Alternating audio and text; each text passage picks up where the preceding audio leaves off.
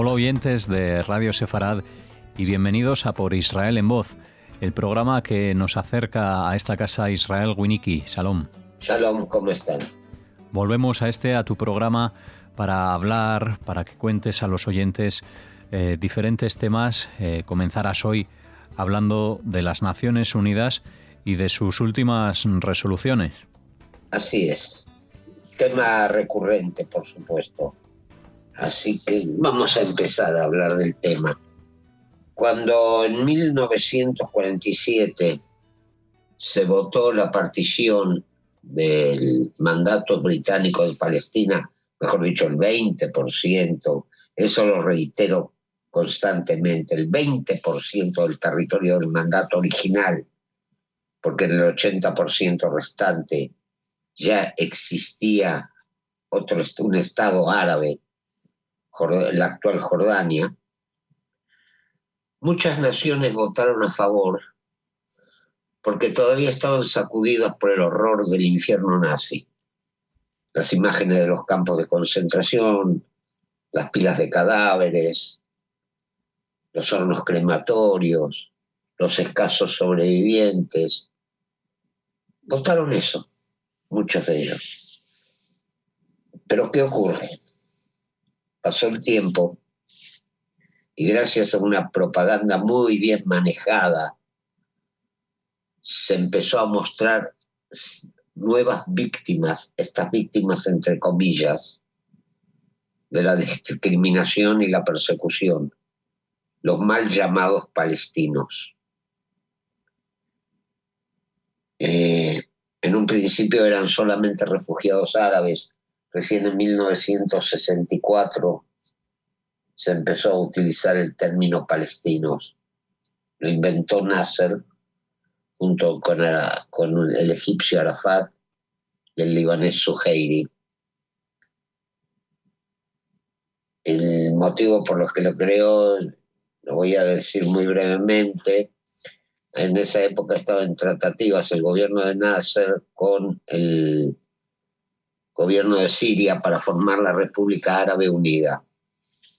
Nasser sabía que Siria tenía aspiraciones sobre el territorio de lo que hoy es Israel, porque en la época otomana había formado parte de había sido llamada provincia de Siria Meridional y estaba gobernada desde Damasco.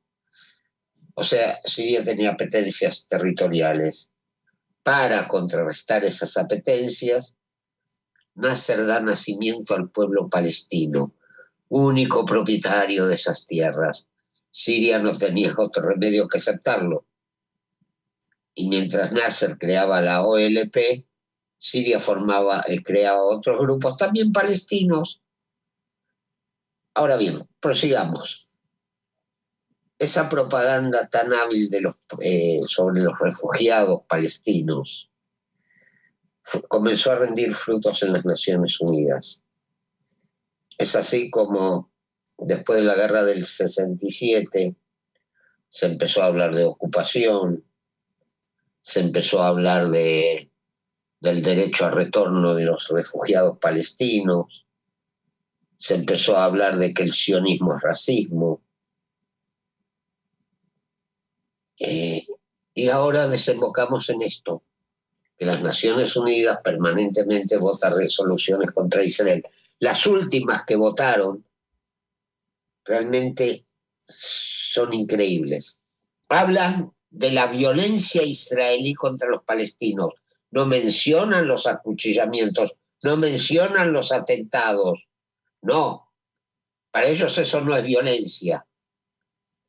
Hablan de levantar el bloqueo de Gaza con todos los misiles que lanza Hamás contra Israel, los globos incendiarios que hubo, sabiendo que en Gaza hay un grupo extremista que domina la franja, se va a levantar el bloqueo. Que no está el bloqueo. Lo único que no entra en Gaza son elementos que sirven para fabricar armamento. Es más, ese bloqueo es completamente legal. Según las mismas leyes de las Naciones Unidas, es un bloqueo legal, porque Gaza es una entidad enemiga.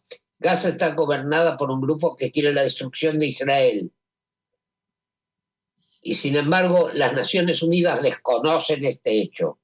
Hablan de los derechos de los pobres palestinos detenidos, muchos de ellos terroristas, pero no hablan de los derechos, no hablaron en un momento dado de los derechos de Gilad Shalit, no hablaron de los derechos de 2 israelíes que están desaparecidos dentro de Gaza, un muchacho beduino y un chico etíope.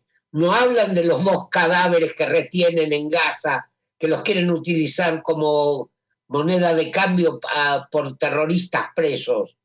No hablan. Entonces, lo único que me queda por pensar es esto. Hay algo que las Naciones Unidas no toleran. Ellos no toleran que nosotros, los judíos, sigamos siendo los que suben mansitos a los trenes de la muerte. No toleran que seamos los judíos que siguen agachando la cabeza mientras los llevan a los crematorios. Lamento comunicarles que ese judío que subía como corderito a los trenes, ese judío que se dejaba asesinar, ya no existe. Sus cenizas quedaron en Auschwitz. Ahora hay un nuevo judío, un judío que defiende su derecho a la vida, su derecho a la libertad y su derecho a vivir en paz en su propia tierra. Y si eso le molesta a las Naciones Unidas, lo lamento, pero es la realidad. Bueno, pues así empezamos este Por Israel en Voz, hablando de Naciones Unidas y de estas últimas resoluciones que ha mencionado Israel Winicky, para cerrar el programa hablando de un asunto que algunos, pero no todos, conocen sobre el día 10 de Tebet. Es conocido el día 10 de Tebet como día de ayuno porque es cuando se inició el sitio de Jerusalén en la época de Nabucodonosor, que precedió a la caída del primer templo. Es un día de ayuno, pero también tiene una particularidad. Una semana después de Pesaj, acá en Israel y en todo el mundo, se recuerda Yom HaShoah, el día de la Shoah, que es también llamado día del heroísmo, de la lucha y el heroísmo. ¿Por qué? Porque fue en esa época que estalló la rebelión del gueto de Varsovia. Se recuerda la resistencia judía, se recuerda a los judíos caídos en la Shoah. Pero hay un problema halágico. En el mes de Nisan, que es el mes de Pesaj, no se pueden hacer ceremonias de recordación fúnebres. Y justamente Yom HaShoah acá en Nisan. Pero, ¿qué hizo el rabinato hace varios años? El día 10 de Tebet fue el día en que comenzaron nuestras más grandes desgracias. Fue el día en que se inició la caída del primer templo y se produjo el primer exilio. Entonces ese día se lo instituyó como Día Mundial del Kaddish. ¿Qué significa esto? Cada sinagoga del mundo recibe una carta con el nombre de una comunidad desaparecida en la Shoah.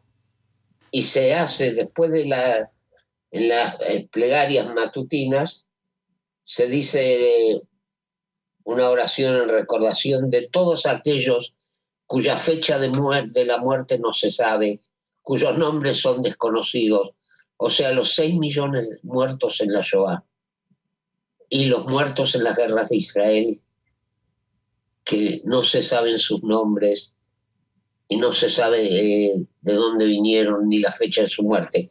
Quiero aclarar esto último. Muchos de los que cayeron, por ejemplo, en la guerra de la independencia de Israel, fueron nuevos inmigrantes que del barco fueron directamente al frente de batalla. Muchos cayeron, por ejemplo, en la batalla de Latrun, muchos nuevos inmigrantes, y no se sabía sus nombres, no se supo exactamente en qué fecha cayeron. Entonces ese día, el día de Tebet, se dice Kadish por todos y cada uno de aquellos que cayeron santificando el nombre de Dios y que no se sabe ni dónde murieron, ni cuándo murieron, ni cómo murieron. Que el recuerdo de sus almas sea permanente entre nosotros y sea su recuerdo para bendición. Pues que así sea. Nosotros finalizamos este programa aquí ahora, por Israel en Voz, donde les esperamos en la próxima edición. Gracias como siempre a Israel Winicky. De nada, hasta la próxima, si Dios quiere.